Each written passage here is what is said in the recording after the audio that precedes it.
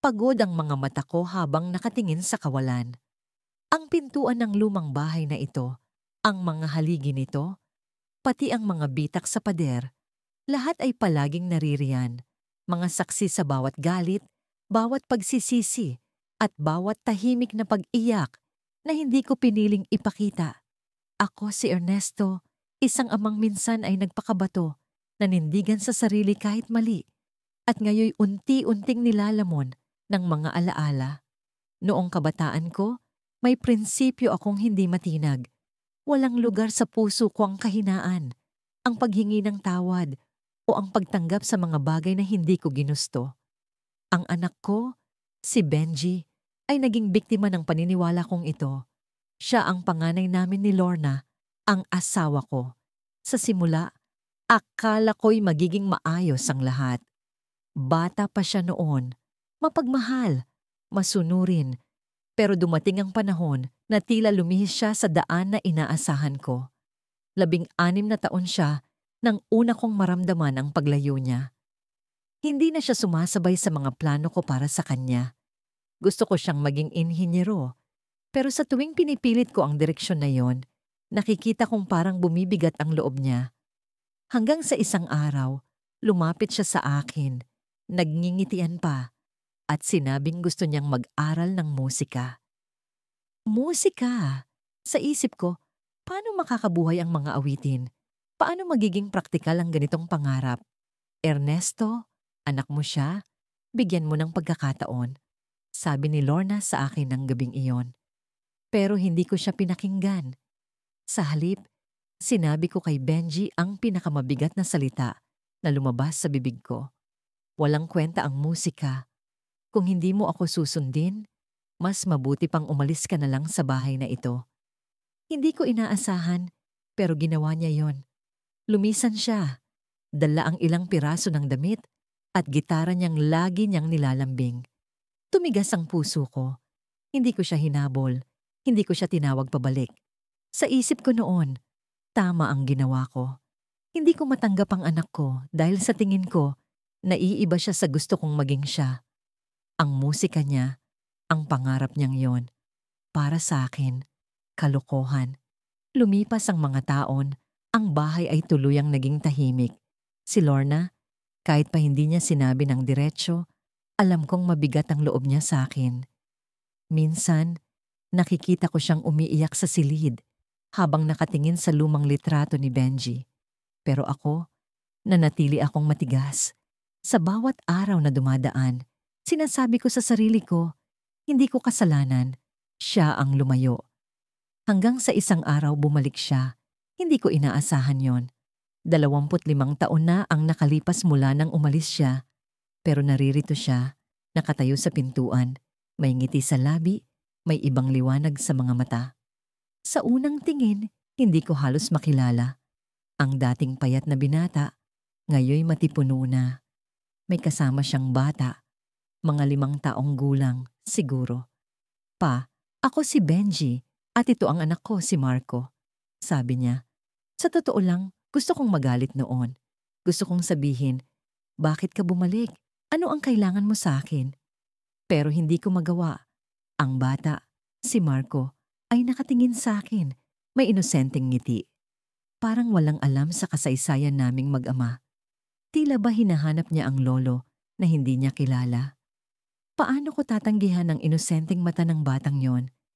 Pagkatapos ng ilang saglit na katahimikan, sinabi ni Benji, Pa, alam kong marami tayong hindi pagkakaintindihan noon, pero gusto ko sanang ipakilala sa iyo ang anak ko.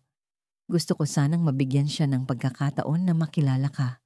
Sa kabila ng lahat, hindi ko pa rin maialis ang galit sa puso ko. Bakit ngayon ka lang bumalik, Benji? Tanong ko. Ang mga mata ko ay malamig, walang emosyon. Bakit mo pa ako kailangang guluhin? Ngunit bago pa siya makasagot, biglang nagsalita si Marco. Lolo, gusto mo ba ng kwento? Marunong akong tumugtog ng gitara. Hinawakan niya ang maliit niyang instrumentong daladala. Sa tingin ko, minana niya yon sa ama niya. Hindi ko alam kung bakit, pero parang may kung anong kumurot sa puso ko. Ang musika na minsan kong tinanggihan, Ngayoy naririnig kong muli, sa tinig ng isang batang walang kamuwang-muwang sa galit ko. Nakangiti si Benji habang nakatingin sa anak niya. Pa, sana mapatawad mo ako. Hindi ko alam kung paano ko sisimulan, pero alam kong nagkamali rin ako noon. Hindi ko dapat hinayaan na masira ang relasyon natin. Pero ngayon, nandito ako, kasama ang anak ko. Gusto ko sanang ipakita sa kanya kung paano magmahal ang pamilya. Hindi ko alam kung ano ang naramdaman ko noon. Parang may kung anong bumalot sa akin. Isang halo ng galit, lungkot at pagkabahala. Pero bago pa ako makasagot, biglang bumagsak si Marco sa sahig. Napakabilis ng pangyayari at wala ni isa sa amin ang nakapaghanda. Tumakbo si Benji sa anak niya. Nanginginig ang mga kamay habang sinisigaw ang pangalan nito. Marco! Marco! Anak! Nanlaki ang mga mata ko habang nakatingin sa bata. Sa isang saglit, nawala ang lahat ng galit ko, napalitan ng takot. Ano ang nangyari? Tanong ko, pero walang sagot si Benji. Nakayuko siya, yakap ang anak niyang walang malay. Ang musika, ang ngiti, ang lahat ng emosyon, parang naglaho sa hangin. Ngayon, habang nakaupo ako sa tabi nila, may kung anong bumalot sa puso ko. Parang sinampal ako ng kapalaran. Ang musika, ang pangalan ng batang yon, ang sakit na nararamdaman nilang mag-ama. Hindi ko alam kung anong susunod na mangyayari, pero alam kong may kailangan akong gawin. Hindi na ako pwedeng tumayo sa gilid, nanonood lamang. Nagising ako ng maaga sa isang umaga ng taglagas. Habang tumutulo ang malamig na hamog sa bintana, naramdaman kong parang may bumabagabag sa aking puso. Ang mga alaalang matagal ko nang inilibing, pilit na bumabalik. Sa bawat kaluskos ng hangin, tila naririnig kong muli ang galit na boses ko. Ang mga salitang binitiwan ko noon, mga salitang bumuo ng pader sa pagitan namin ng anak ko. Si Elias, ang nag-iisa kong anak, ay hindi kailanman naging perpekto sa paningin ko. Bata pa lang siya, ramdam ko nang hindi siya ang tipo ng anak na inaasahan ko. Habang ang mga anak ng ibang ama ay nagtatagumpay sa eskwela, tahimik si Elias, laging nakatungo, tila laging may iniisip na ibang bagay. Hindi siya palaging nagtatangkang magpasikat o magpakitang gilas, at hindi ko iyon matanggap. Hindi ko siya maintindihan, at sa halip na subukang unawain, mas pinili kong maging mahigpit. Kung gusto mong maging matagumpay, magpursigi ka. Lagi kong sinasabi, huwag kang tamad. Huwag kang palpak. Pero tila hindi siya nakikinig. Sa bawat pagkakamali niya, sa bawat bagay na hindi niya nagawa ng tama, nadagdagan ang galit ko. Paano ko itataas ang ulo ko bilang ama kung ang anak ko mismo ay tila walang direksyon? Ang galit ko ay naging hadlang. Mas lalong lumayo si Elias hanggang sa dumating ang araw na hindi ko na siya maabot. Isang gabi, dumating siya sa bahay na may dalang balita. Hindi ko inasahan ang mga salitang binitiwan niya. Tay, magiging tatay na ako. Bumangon ang dugo sa ulo ko. Hindi ko maintindihan kung bakit parang sinadya niyang mas lalo akong biguin. Hindi pa siya nakakatapos ng kolehiyo. Wala siyang permanenteng trabaho at ngayon, magpapamilya siya. Hindi ko matanggap. Naroon ang galit, ang pagkadismaya, ang takot na baka mas lalo siyang magkamali. Hindi ko alam kung paano ko siya matutulungan, kaya imbes na suportahan, pinili kong talikuran siya. Kung hindi mo kayang panindigan ang sarili mo, paano mo paninindigan ang anak mo? Malamig kong sabi, lumayas ka, hindi kita matutulungan. Sa gabing yon, umalis si Elias. Hindi ko siya sinundan, hindi ko siya tinawagan. Pinalagpas ko ang pagkakataong maging ama sa kanya. At sa magiging apo ko, lumipas ang mga taon. Hindi ko alam ang nangyari sa kanya, sa babae niya, o sa anak nila. Nagpatuloy ako sa buhay, pilit na nililibing ang sakit ng aming paghihiwalay. Sabi ko sa sarili ko, ginawa ko lang ang tama. Hindi ko responsibilidad ang mga desisyon niya. Pero tuwing gabi, sa katahimikan ng aking silid, naririnig ko ang sariling tanong, Ama ba talaga ako? Hanggang sa isang araw, may kumatok sa pinto. Hindi ko inaasahan ang bisita. Isang batang lalaki, mga 7 taong gulang, ang nakatayo sa harap ko. Malinis ang kanyang polo, pero halata sa kanyang kalmadong mukha ang pag-aalinlangan. Kasunod niya ang isang pamilyar na figura, si Elias. Hindi ako nakapagsalita. Nakatitig lang ako sa anak ko na tila nagbago na. Mas matikas na siya, mas buo ang kanyang tindig. Pero ang pinakakitang-kita ay ang bata. May hawig ito sa akin, sa amin.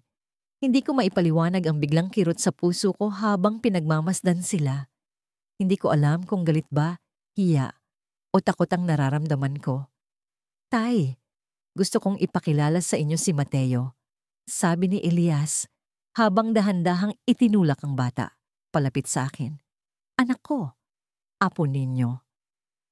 Tumigil ang mundo ko. Ang batang nakatayo sa harap ko, ang apo ko, ang dugong nagmula sa akin. Hindi ako makapaniwala. Ang mga salitang binitiwan ko noon, ang mga desisyong ginawa ko, lahat ng yon ay bumalik sa akin sa isang iglap. Hindi ko alam kung paano dapat kumilos. Ngunit bago pa ako makapagsalita, tumingin si Mateo sa akin. Sa kanyang mga mata, nakita ko ang isang tanong na mas malalim kaysa sa mga salitang maaaring bigkasin. Walang galit sa mukha niya, walang hinanakit. Tila siya pa ang nagtatanong kung tatanggapin ko ba siya, kung may puwang ba siya sa puso ko. Bago ako makasagot, biglang nagsalita si Elias. Hindi ko na inasahan na gagawin mo ito, Tay. Hindi na kita pinilit. Pero narito kami, hindi para magmakaawa. Narito kami para sabihin sa iyo na kahit anong mangyari, pamilya pa rin tayo. Pamilya. Ang salitang yun ang tumama sa akin. Ngunit bago ko pa maramdaman ang bigat ng mga salita, may dumating pang isang bagay na hindi ko inaasahan. Isang babae ang naglakad papasok sa pintuan. Ang mukha niya ay pamilyar, pero hindi ko maipaliwanag kung saan ko siya nakita. Dala niya ang kanyang bag, at sa isang iglap, tumitig siya sa akin, diretso, parang may gustong sabihin. "Tsi," muling sabi ni Elias. Siya si Ana. Siya ang ina ni Mateo. Nagulat ako. May kakaiba sa presensya ng babaeng ito. Isang bagay na tila matagal ko nang nakalimutan. Pero ngayon ay bumabalik. Tinitigan ko siya at sa kanyang mata, parang may lihim na matagal nang nakatago. Sa sandaling iyon, naramdaman ko ang bigat ng mga tao na lumipas. Ang pamilya na iniwan ko noon, ngayon ay bumabalik sa akin, mas buo, mas matatag. Pero may tanong na bumangon sa isip ko. Ano ang hindi ko alam? Ano ang hindi pa sinasabi? Sa isang iglap, naramdaman ko ang tensyon sa hangin. Ang presensya ni Ana ay tila may daladalang pasabog. Isang bagay na maaaring magbago ng lahat. Nagdaan ng ilang taon, ngunit hindi ko mabura sa isipan ang huling pag-uusap namin ni Miko. Ang anak kong kailanman ay hindi ko natutunang mahalin ng buo. Hindi ko kinaya ang galit at pagkasuklam. Sa tuwing naiisip ko ang mga pagkakataong nagkaroon kami ng sagutan, nararamdaman ko ang bigat ng aking sariling mga salita. Mapanakit, mapait, walang saysay. Kung paanong sinabi ko sa kanya noong bata pa siya, hindi mo kailanman mapapalitan ng kapatid mong nawala. Hindi ikaw ang inaasahan ko. Sa bawat oras na bumabalik ang mga alaala, para akong sinasaksak ng konsensya. Ngunit heto ako, tumatanda, nag-iisa, at parang nilulunod ng mga multo ng nakaraan.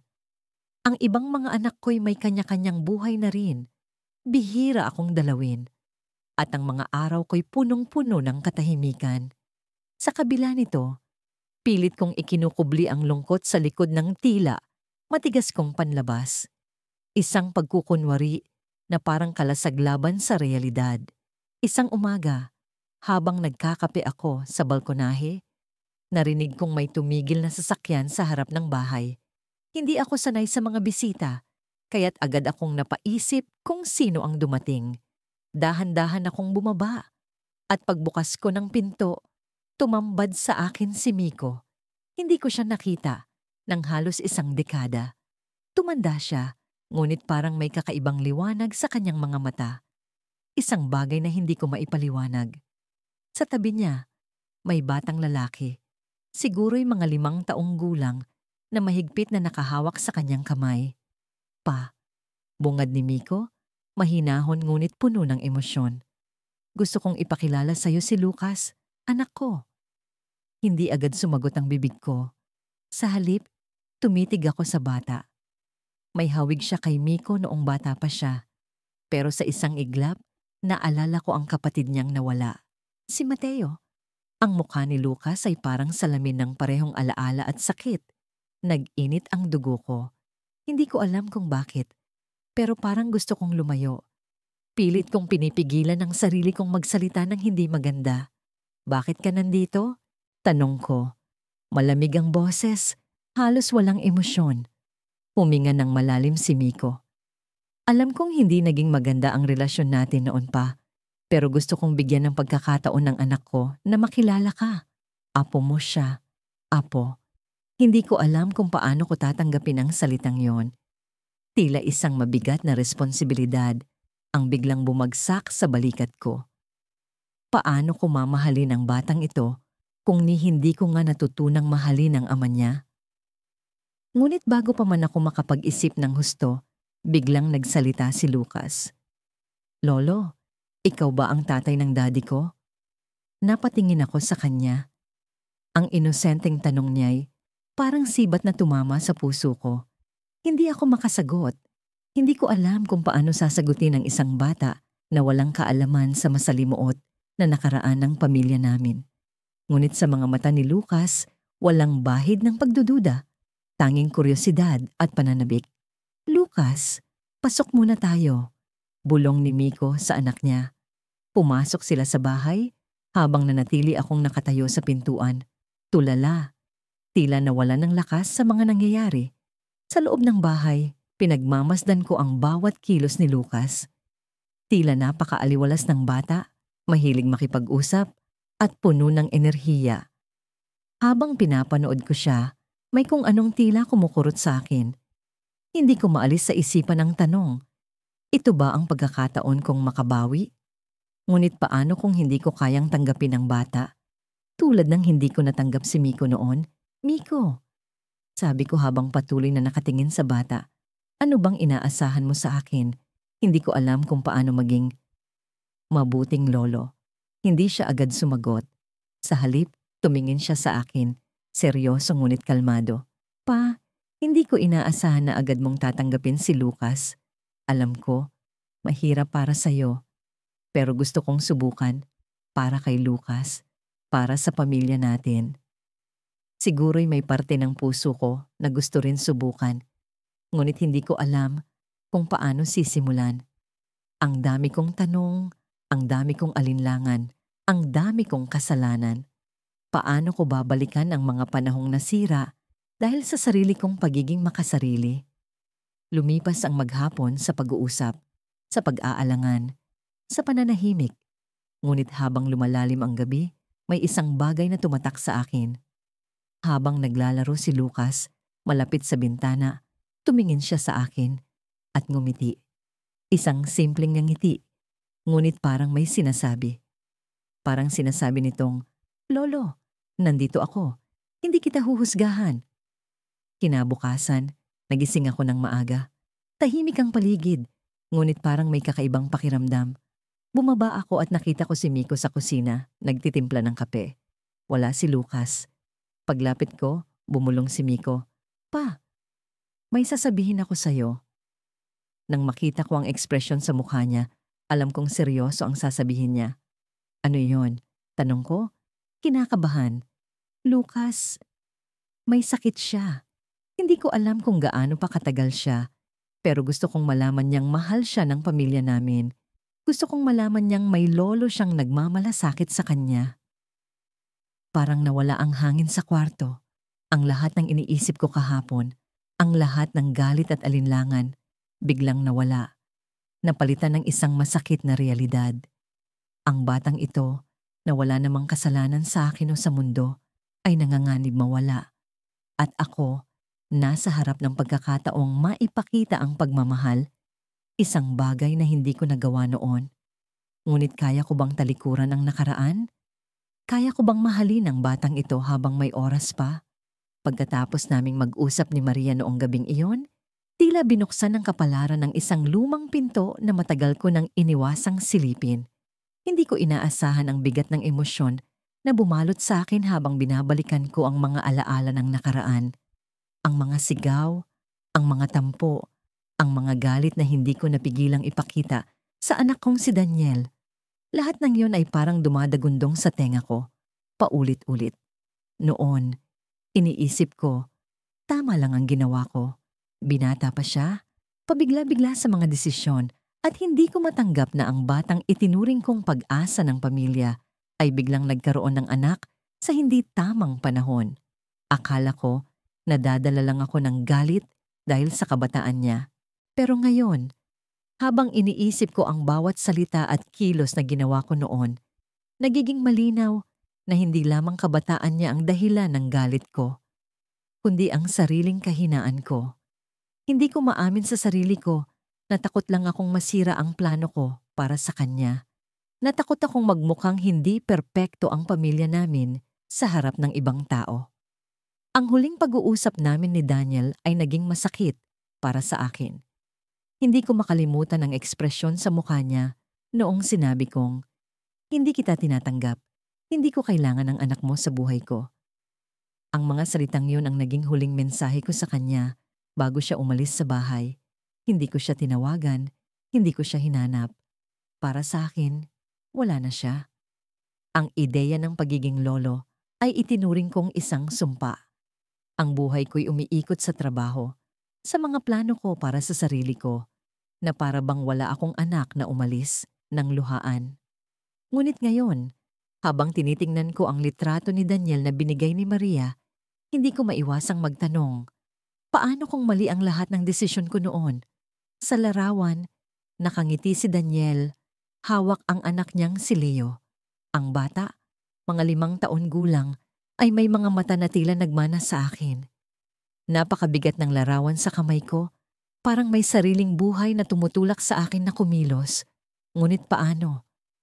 Paano ko sisimulan ng isang bagay na ako mismo ang nagwasak? 1 linggo ang lumipas bago ko tuluyang nagawa ang hakbang na yon. Tumawag ako kay Maria at sinabi kong handa na akong harapin si Daniel. Hindi ko alam kung tama o mali ang desisyon ko, pero alam kong kailangan kong subukang ayusin ang nasira. Nag-set kami ng oras para magkita sa bahay ni Maria. Ang kaba ko noong araw na yon ay hindi maipaliwanag. Parang ako ang bata na haharap sa magulang, sa halip na ako ang magulang na humaharap sa anak. Pagdating ko sa bahay ni Maria, nakita ko agad si Daniel. Tumayo siya sa likuran ng sofa, hawak ang isang tasa ng kape. Hindi siya nagsalita, hindi rin ngumiti. Pero halata ang tensyon sa mukha niya. Ang anak niya, si Leo, nasa tabi niya, naglalaro ng mga laruan sa sahig. Hindi ko maalis ang tingin ko kay Leo, ang batang hindi ko tinanggap noon. Sa tuwing titingnan ko siya, parang may kirot sa dibdib ko. Daniel, ang unang salitang lumabas sa bibig ko. Napansin kong bahagyang tumigas ang panga niya, pero hindi siya sumagot. Lumapit ako at nagdasal sa sarili ko na sana magawa kong sabihin ang lahat ng nasa puso ko. Alam kong wala akong karapatang humingi ng tawad sa ginawa ko noon. Sabi ko, pilit na pinipigilan ang panginginig ng boses ko. Pero gusto kong malaman mo, nagsisisi ako. Hindi ko alam kung paano kita masisimulan ulit, pero handa akong subukan. Sa wakas, nagtaas siya ng tingin. Ang mga mata niya, puno ng galit at lungkot, ay tumagos sa akin. Hindi lang ikaw ang nasaktan, Tay. Hindi lang ako ang nasaktan. Pati ang anak ko, si Leo, ang nasaktan sa desisyon mo. Sagot niya. Mahina ang boses niya, pero bawat salita ay parang palaso sa puso ko. Hindi ko alam kung ano ang dapat kong sabihin. Ang sakit ng katotohanan ay mas malalim kaysa sa inaasahan ko. Tumayo si Daniel at tumingin sa akin ng diretsyo. Kung gusto mong bumawi, hindi lang sa akin, Bumawi ka sa anak ko. Siya ang biktima ng lahat ng ito. Tumingin ako kay Leo, ang batang walang kamalay-malay sa mga nangyari noon. Lumapit ako at lumuhod sa harap niya. Leo, ako ang lolo mo. Pasensya ka na at hindi kita nakilala agad. Ngumiti ang bata, pero hindi dahil sa sinabi ko. Ngumiti siya dahil hawak niya ang laruan niyang tren, walang pakialam sa drama ng mga nakatatanda sa paligid niya. Sa sandaling iyon naisip ko, ang bata ang unang hakbang ko sa pagsisimula ulit. Hindi ko alam kung kaya kong mapatawad ng anak ko, pero sigurado akong wala pang galit si Leo sa akin. Sa kanya ko sisimulan. Ngunit hindi ko inaasahan ang susunod na mangyayari. Sa kalagitnaan ng pag-uusap namin, may kumatok sa pinto. Tumayo si Maria para buksan ito. Pagbalik niya, may kasama siyang lalaki. Isang stranghero sa paningin ko, pero tila kilala ni Daniel. Siya ang tatay ni Leo, sabi ni Maria habang nakatingin sa akin. Napako ako sa kinatatayuan ko. Ang unang tanong sa isip ko, kung siya ang tatay ni Leo, sino si Daniel sa buhay ng batang ito? Sa kabila ng lahat ng galit, takot at pagkukulang, naisip kong baka kaya pa rin naming maghilom bilang pamilya. Pero hindi ko inaasahan ang mangyayari sa gabing iyon. Isang tagpo na naglagay sa akin sa harap ng katotohanan. Masakit man ito tanggapin. Maaliwalas ang langit noong gabing iyon. Nakaupo ako sa balkonahe ng bahay, nag-iisip ng mga bagay na tila hindi ko mahanapan ng sagot. Ang daming tanong sa isipan ko, pero ang pinakamabigat sa lahat, paano ko nga ba nagawang talikuran ng sarili kong anak? Si Samuel, ang batang minahal ko noong una, ngunit unti-unting naging estranghero sa buhay ko. Hindi ko siya tinanggap dahil sa mga kagustuhan niyang taliwas sa aking paniniwala. Ang pagiging artist niya, ang pagpili niyang sundan ang landas na hindi ko naintindihan, ang naging simula ng lahat ng sigalot namin. Sa kabila ng galit ko noon, alam kong mahal ko siya, pero bakit tila hindi ko naipakita yon sa tamang paraan? Nasa ganitong pag-iisip ako nang makarinig ako ng tahimik na pagbukas ng gate. Hindi ko inaasahan ang bisita, lalo na sa oras na yon. Si Samuel ang pumasok, may daladalang isang kahon. Hindi ko alam kung bakit, pero biglang bumilis ang tibok ng puso ko. Hindi kami madalas mag-usap. Sa totoo lang, halos hindi kami nag-uusap mula nang umalis siya sa bahay. Pa, mahina niyang tawag sa akin, pero ramdam ko ang bigat ng kanyang boses. Tumayo ako, pilit na pinapakalma ang sarili. Hindi ko alam kung paano kami magsisimula. Anong ginagawa mo rito? Tanong ko, pilit na ikinukubli ang kaba sa tono ng boses ko. Hindi ko alam kung galit pa rin siya sa akin o kung ano ang pakay niya sa pagbisita niya. May gusto akong ibigay sa'yo, sagot niya habang inilalapag ang kahon sa mesa. Hindi ko alam kung bakit, pero tila may kakaibang bigat ang kahong iyon. Hindi ito ordinaryo. Parang may dala itong kasaysayan, alaala, at mga damdaming hindi ko pa handang harapin. Binuksan niya ang kahon habang nakatingin ako sa kanya. Walang salita ang lumabas sa bibig ko. Ang unang bumungad sa akin ay isang canvas, isang painting na tila matagal nang ginawa. Sa gitna ng canvas, isang matandang lalaki ang nakaupo sa ilalim ng puno, nakatingin sa malayo. Ang mga mata ng matanda, bagamat may lungkot, ay puno rin ng pag-asa. Sa gilid ng painting, isang bata ang nakatayo, nakatingin sa matanda. Hindi ko kailangan ng paliwanag para maintindihan yon. Ako ang matandang lalaki sa painting at si Samuel ang batang nakatingin sa akin.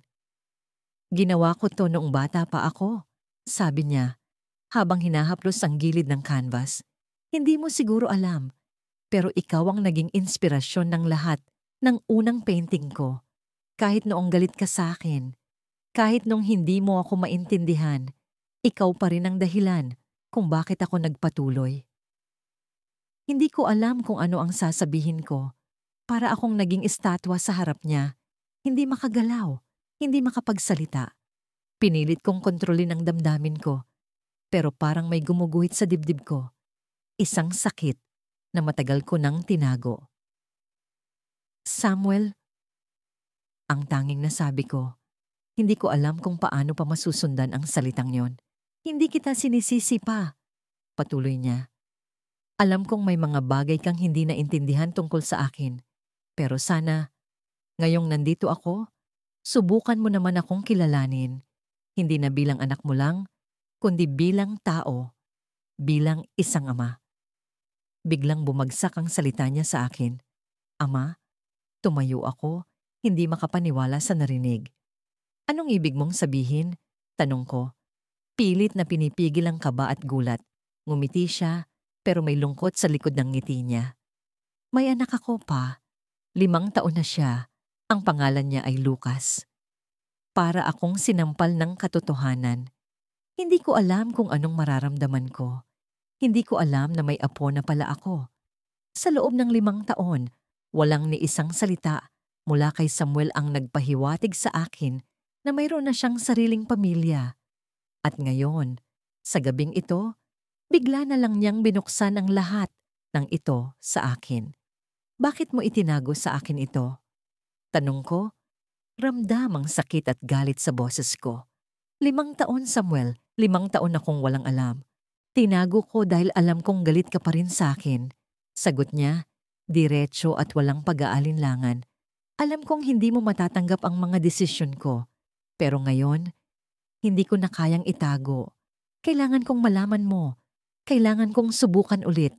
Hindi ko alam kung ano ang sasabihin ko. Parang nagbukas ang isang pintuan sa harapan ko. Isang pintuan tungo sa posibilidad na maibalik ang lahat ng nawala.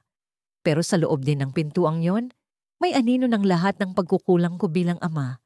Paano ko haharapin ang apo ko kung hindi ko nga natanggap ang sariling anak ko noon? Nasaan siya? Tanong ko. Pilit na binubuo ang sarili kong lakas.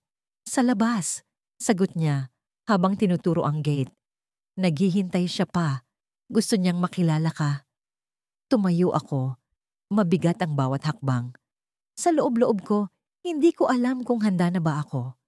Pero sa bawat paglapit ko sa gate, nararamdaman ko ang isang bagay na matagal nang nawala sa akin. Isang pag-asa na maaaring maghilom ang lahat. Sa mga araw na lumipas, unti-unti kong naramdaman ang bigat ng mga desisyon ko noong kabataan niya. Ang anak kong si Joel, na minsan kong itinakwil at pinabayaan, nagbalik sa buhay ko bilang isang taong hindi ko inaasahan. Isang ama. Ang totoong ama ng apo kong si Lucas. Hindi ko lubos maisip na ang batang minsay inalis ko sa puso ko. Siya pala ang magbibigay sa akin ng bagong dahilan para mabuhay. Nag-umpisa ang lahat nang ipasyal ko si Lucas sa plaza. Habang naglalaro siya sa swing, napansin ko ang mga mata ng mga tao sa paligid. Tila ba may sinasabi ang kanilang tingin. Hindi ko pinansin noong una, ngunit sa bawat hakbang ng oras, nararamdaman ko ang bigat ng kanilang tahimik na tanong. Sa likod ng isip ko, nagtatanong ako. Alam kaya nila ang kwento namin ni Joel? Alam kaya nila kung paanong itinakwil ko ang sariling anak ko at ngayoy sinusubukang bumawi sa pamamagitan ng apo? Lolo, tingnan mo. Ang taas ng lipad ko. Sigaw ni Lucas habang hinihila ko ang swing. Tumawa siya. Magaan ang mundo. Walang bahid ng alalahanin. Mula sa likod niya, napansin ko ang isang pamilyar na figura. Dahan-dahan itong lumapit. Tila ba may dalang bagyo. Nang huminto ang figura sa harap ko, nanigas ang buong katawan ko. Si Joel, ang anak kong hindi ko matanggap noon. 3 araw na akong naghahanap kay Lucas, malamig niyang sabi. Pero ramdam ko ang puot sa kanyang boses. Hindi mo ba naiisip na ako ang tatay niya? Hindi ikaw. Sa isang iglap, parang bumalik ang lahat ng sakit sa alaala. Ang araw na sinigawan ko siya, tinaboy mula sa bahay. Sinabing wala na akong anak. Noon, galit ako sa kanya dahil nagkaroon siya ng anak nang wala pang kasal. Para sa akin, kahiyan yun sa pamilya. Hindi ko tinanggap ang kanyang paliwanag. Wala akong pakialam sa hirap na dinanas niya para buhayin si Lucas. Ang mahalaga noon ay ang pangalan ko, ang reputasyon ko. Ngayon, Heto siya sa harap ko. Mas matatag, mas malakas. Pero may sugat pa rin sa kanyang mga mata. Joel? Ang tanging nasabi ko, pero hindi ko alam kung paano ko mapapawi ang galit niya. Hindi ko alam kung paano ko ipapaliwanag na hindi ko intensyon ang agawin si Lucas. Hindi ko alam kung paano ko sasabihin na ginagawa ko lang ito para bumawi. Wala akong pakialam kung anong iniisip mo, tatay. Dugtong niya at ramdam ko ang bigat ng bawat salitang binibitawan. Hindi mo na mababago ang nakaraan, pero hindi ibig sabihin na kaya mong kontrolin ang kinabukasan namin ni Lucas. Nakita ko si Lucas na tumigil sa swing at tumingin sa amin. Tila naguguluhan.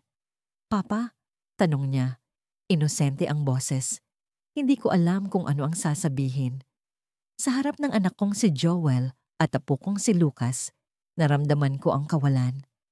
Para akong isang estranghero sa isang mundo na minsan kong tinanggihan. Parang hindi na ako bahagi ng pamilya na ito. Lucas, halika na sa akin, sabi ni Joel at mabilis na tumakbo si Lucas papunta sa kanyang ama. Ang sakit ng eksenang yon ay parang kutsilyong tumarak sa dibdib ko. Sa isang iglap, parang nawala lahat ng pagkakataon kong bumawi.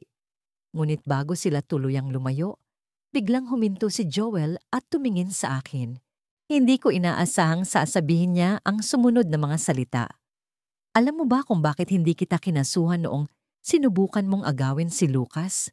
Dahil kahit papaano, gusto kong maramdaman mo ang sakit na naramdaman ko noon. Pero tatay, hindi ko na kayang magpanggap. Kung gusto mo kaming maging pamilya, kailangan mong tanggapin ang buong pagkatao ko. Hindi lang ang apo mo. Tumalikod siya at tuluyang naglakad palayo kasama si Lucas. Naiwan akong nakatayo sa plaza, mag-isa. Habang ang araw ay unti-unting lumubog, sa pagkakataong iyon, naintindihan ko ang bigat ng kanyang sinabi. Hindi sapat ang pagmamahal ko kay Lucas para maituwid ang pagkakamali ko. Ang tunay na pagmamahal ay ang pagtanggap kay Joel, ang anak kong minsang itinakwil. Habang nilamon ng gabi ang liwanag ng araw, isang tanong ang bumagabag sa akin. Kaya ko bang ibalik ang nawalang koneksyon sa anak ko? Kaya ko bang tanggapin siya ng buong buo? Kahit pa alam kong hindi sapat ang mga salita para maitama ang lahat, sa ilalim ng mga bituin, naglakad ako pa uwi. Bit-bit ang mabigat na tanong na yon. Ngunit nang buksan ko ang pinto ng bahay, may isang bagay na nagpatigil sa akin. Sa mesa, may nakapatong na sulat. Hindi ko alam kung paano ito nakarating doon. Nanginginig ang mga kamay ko habang binuksan ko ito. Ang nilalaman ng sulat ay isang simpleng pangungusap lamang. Hindi pa huli ang lahat, tatay. Pero nasa iyo ang desisyon kung magbabago ka. Napaluhod ako. Sa pagkakataon na yon, ramdam ko ang bigat ng kapatawaran, hindi lang sa anak ko, kundi sa sarili ko. Ngunit isang tanong ang hindi maalis sa isip ko. Sino ang nagsulat ng sulat na yon? Sa madilim na gabi, umupo ako sa lumang bangko sa harap ng bahay. Ang hangin ay malamig. Parang sinadyang hatakin ang bawat patak ng init mula sa aking katawan. Lumangoy ang aking isip sa kung saan-saan, pero palaging bumabalik ito sa parehong imahe. Ang mukha ng anak kong si Ramon, noong huli kaming nag-usap. Mahaba na ang panahon mula noon, ngunit ang matinding sakit sa kanyang mga mata ay parang kahapon lamang nangyari. Sariwa pa sa alaala ko ang gabing iyon. Bumalik siya sa bahay matapos ang ilang taon ng pagiging swail. Sa totoo lang, hindi ko kinaya ang mga desisyong ginawa niya sa buhay. Iniwan niya ang pag-aaral, sumama sa babaeng hindi ko kilala, at nagpakalayo-layo ng walang paalam. Nang bumalik siya, akala ko'y may pagbabago, pero mali ako. Ang dala niya ay balitang magpapabago sa lahat. Magiging ama na raw siya. Sa halip na tuwa, galit ang naging tugon ko. Hindi mo nga maayos ang sarili mo, Ramon. Paano mo bubuhayin ang anak mo? Sambit ko, puno ng poot. Nanghihinayang ako sa lahat ng oportunidad na sinayang niya.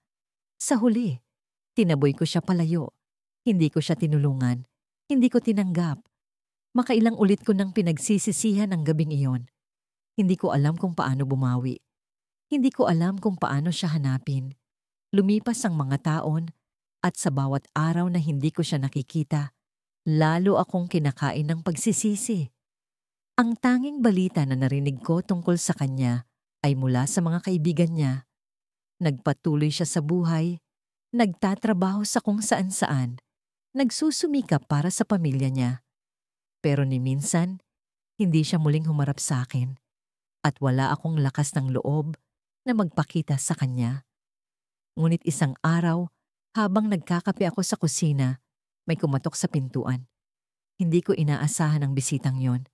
Isang batang lalaki, 7 taong gulang marahil, na may pagkakahawig kay Ramon noong bata pa siya. "Ikaw ho ba si Lolo?" Tanong niya, tila walang alinlangan. Napaurong ako. Hindi ko alam kung paano sasagot. "Ako ho si Mateo," dugtong niya, "anak ni Ramon." Ang bawat salita niya ay tumama sa akin na parang palaso. Nang marinig ko ang pangalan ng anak ko mula sa bibig ng batang ito, parang binuksan ng isang pinto na matagal ko nang sinarado. Inimbitahan ko siya sa loob. Napansin ko ang kanyang ngiti, ang kanyang mga mata. Lahat ay alaala ng anak ko. Habang nag-uusap kami, sinabi niya sa akin kung paanong palaging ikinukuwento ni Ramon ang tungkol sa akin. Sabi ni Papa, matapang ka raw at magaling magturo ng tamang landas. Kwento ni Mateo. Hindi ko alam kung ano ang mararamdaman. Ako, na nagtakwil sa sarili kong anak, ay itinuring pa rin niyang isang huwaran? Parang hindi ko kayang paniwalaan.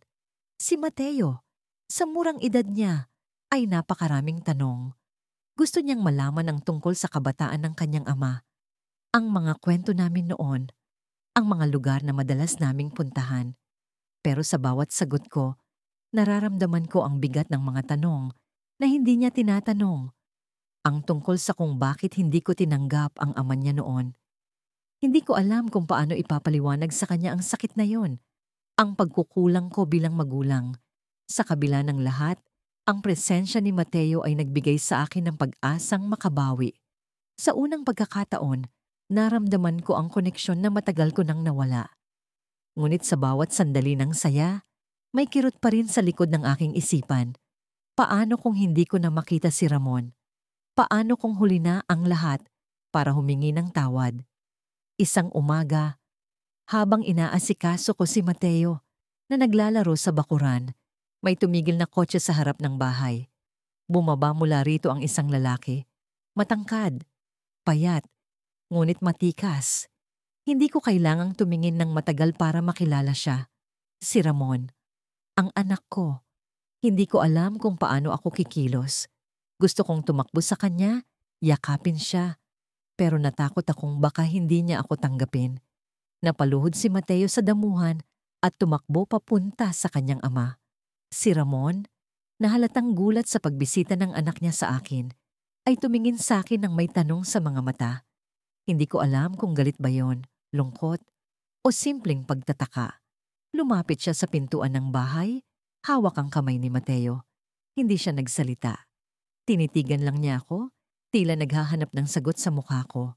Sinubukan kong magpakumbaba. Ramon, anak, patawarin mo ako. Bulong ko halos hindi marinig. Pero bago pa siya sumagot, may narinig kaming sigaw mula sa likod ng bahay. Si Mateo, na naglalaro malapit sa hagdan, nadulas at nahulog. Tumakbo kami ni Ramon. Parehong nagmamadali, parehong puno ng takot. 3 hakbang lamang ang pagitan ko sa hagdan nang marinig ko ang tunog ng isang bagay na bumagsak.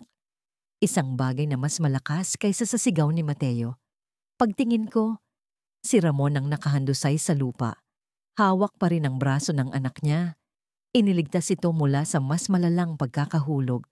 Nanginginig ang mga kamay ko habang nilapitan ko sila.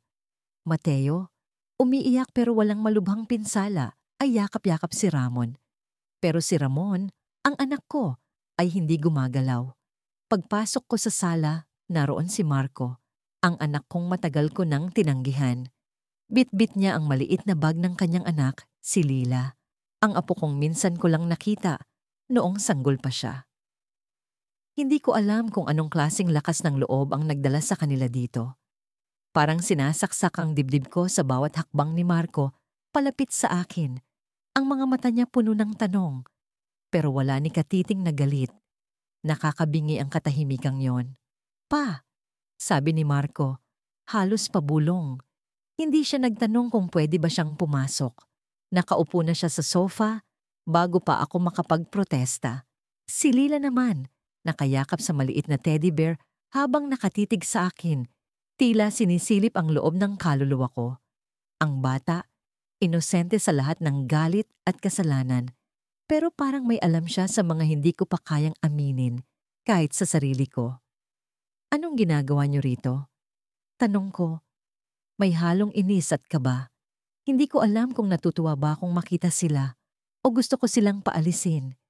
Hindi ko pa rin kayang ituring si Marco bilang pamilya kahit na alam kong dugo ko siya. Para bang may hadlang na hindi ko maipaliwanag. Isang pader na ako rin ang nagtayo. Pa, wala kaming ibang mapuntahan. Sabi ni Marco, diretso ang tingin sa akin. Hindi siya parang dati. Ang batang takot na magkamali sa harap ko. Ngayon, ang mga mata niya ay puno ng tapang, pero may lamat ng pagod. Nasa ospital si Mia. May taning na ang buhay niya. Kailangan namin ng tulong.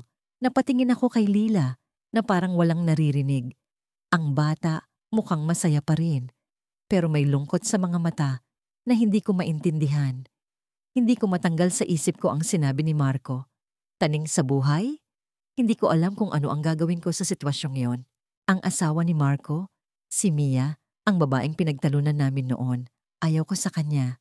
Sa tingin ko, hindi siya ang tamang babae para sa anak ko. Pero ngayon, nakahiga siya sa ospital, naghihintay sa oras na hindi maiiwasan. Bakit ako? Tanong ko, mas mahina kaysa sa gusto kong ipakita. Hindi ba't kaya mo naman silang buhayin? Hindi ba't pinili mo ang landas na yan? Hindi sumagot si Marco.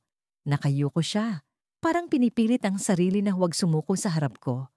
Sa totoo lang, hindi ko alam kung bakit ako galit sa kanya. Pinili niya ang buhay na hindi ko gusto. Pero hindi ibig sabihin noon na mali ang mga desisyon niya. Ako lang ang may problema. Ako lang ang hindi makalampas. Hindi ko kailangang manghingi ng kung ano sa'yo pa. Sabi niya. Ang boses niya matatag, pero may bahid ng sakit. Kailangan lang ni Lila ng tahanan habang nasa ospital si Mia. Hindi ko alam kung kailan kami makakabalik sa normal. Pero kung ayaw mo, aalis kami agad. Ang mga salitang yon ang tumama sa akin ng husto. Hindi ko alam kung ano ang dapat kong sabihin.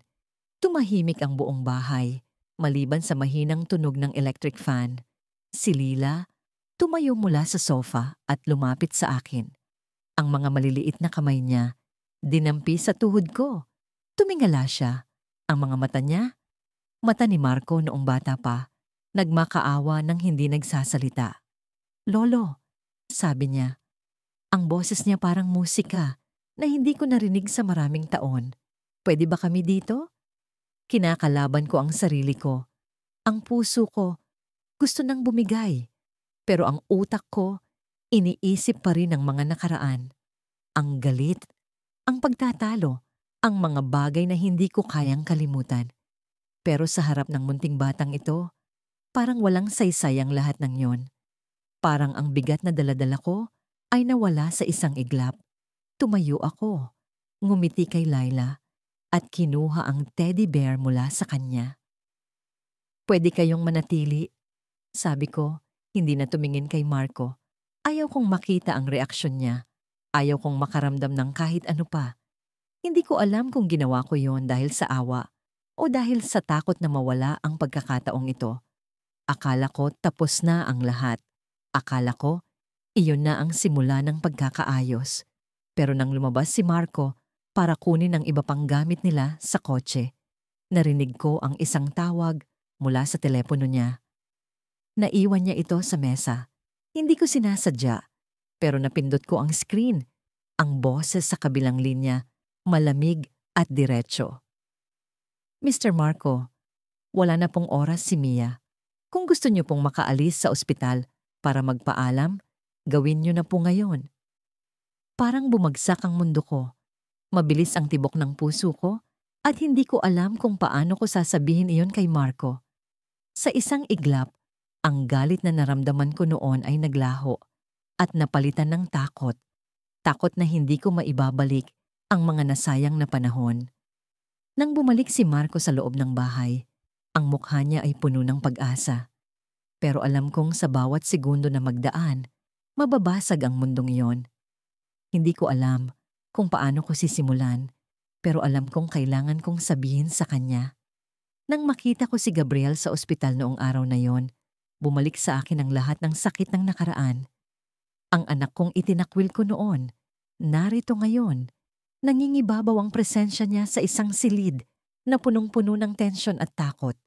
Ang anak kong hindi ko tinanggap, ang anak kong ipinagtabuyan ko dahil sa galit, ay narito ngayon. At siya ang nagdadala ng pag-asa sa buhay ng apo ko. Si Andrea, ang aking apo, ang pinakamamahal kong nilalang. Sa edad na 8 taon, siya ang nagbibigay liwanag sa mga araw ko. Pero nang sumiklab ang kanyang sakit, ang sakit na hindi ko kayang labanan, bumagsak ang mundo ko. Sinabihan kami ng doktor na kailangan niya ng transplant. Ang dugo niya ay bihira at ang nag-iisang posibleng donor, ang kanyang ama, si Gabriel. Hindi ko alam kung paano ko haharapin ang sitwasyong ito. Sa mga nakaraang taon, pilit kong nilimot si Gabriel. Sa bawat pagkakataong naaalala ko siya, palagi kong iniisip ang araw na nilayasan niya ang bahay namin habang sumisigaw ako ng masasakit na salita. Sinabihan ko siya, "Hindi kita anak. Hindi ko matatanggap ang isang tulad mo. Hindi ko matanggap ang kanyang pagkatao, ang mga desisyon niya, ang paraang pinili niyang tahakin na taliwas sa lahat ng inaasahan ko bilang ama. Pero ngayon, heto ako, nakikiusap sa taong itinakwil ko, sa anak kong sinaktan ko. Sa ospital, nakatingin siya sa akin ng diretso sa mata. Walang galit sa mukha niya, walang bakas ng sama ng loob, pero may halong lamig ang ekspresyon niya. Hindi ko alam kung dahil ba sa sakit na natamo niya mula sa akin o dahil sa bigat ng desisyong hinihingi ko sa kanya. "Gabriel," sabi ko, halos hindi ko maituloy ang mga salita. "Ikaw lang ang pag-asa ng anak mo. Ikaw lang ang maaaring tumulong sa kanya." Hindi siya sumagot agad. Tumayo lang siya roon. Tila sinusuri ang bawat piraso ng pagkatao ko. Ang katahimikan sa pagitan namin ay napakabigat. Ang tunog ng monitor sa tabi ni Andrea ang tangi naming naririnig. "Bakit ngayon lang?" tanong niya. Ang boses niya malalim, puno ng hinanakit. "Bakit ngayon mo lang ako kinakausap? Bakit ngayon lang kita naririnig na humihingi ng tulong?" Hindi ko alam ang isasagot ko. "Oo, bakit nga ba? Ano ang karapatan ko para humingi ng tulong sa anak kong tinakwil ko? Pero hindi ito tungkol sa akin. Hindi ko maaring hayaang mawala si Andrea dahil sa pagkukulang ko bilang ama." "Alam kong nasaktan kita." Sagot ko. Halos hindi ko maitaas ang aking tingin. Alam kong mali ako. Pero si Andrea, siya ang buhay ko ngayon. Mahal na mahal ko siya. Hindi ko kayang mawala siya. Napansin ko ang paghinga ni Gabriel, malalim at mabigat. Lumapit siya sa kama ng anak niya, ang batang hindi niya kailanman nakilala dahil sa akin. Hinawakan niya ang maliit na kamay ni Andrea at sa unang pagkakataon, nakita ko ang isang bagay na hindi ko inaasahan mula sa kanya. Ang pagmamahal. Ang tingin niya kay Andrea ay puno ng damdaming hindi ko maipaliwanag. Puno ng pagkalinga, ng pananabik, ng pagkukulang. "Hindi ko siya kilala," sabi niya. Ang boses niya nanginginig. "Hindi ko siya nakita lumaki. Hindi ko siya narinig tumawa. Hindi ko siya nakasama dahil sa'yo." Ang bawat salita niya ay parang sibat na tumama sa puso ko. Hindi ko maitatanggi ang ginawa kong kasalanan. Alam kong ako ang may sala kung bakit hindi nagkaroon ng koneksyon si Gabriel at ang anak niya.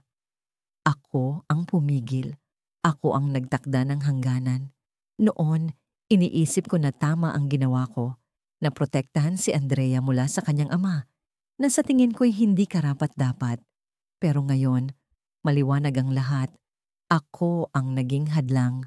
Gabriel, pakiusap ko, hindi ko maibabalik ang nakaraan.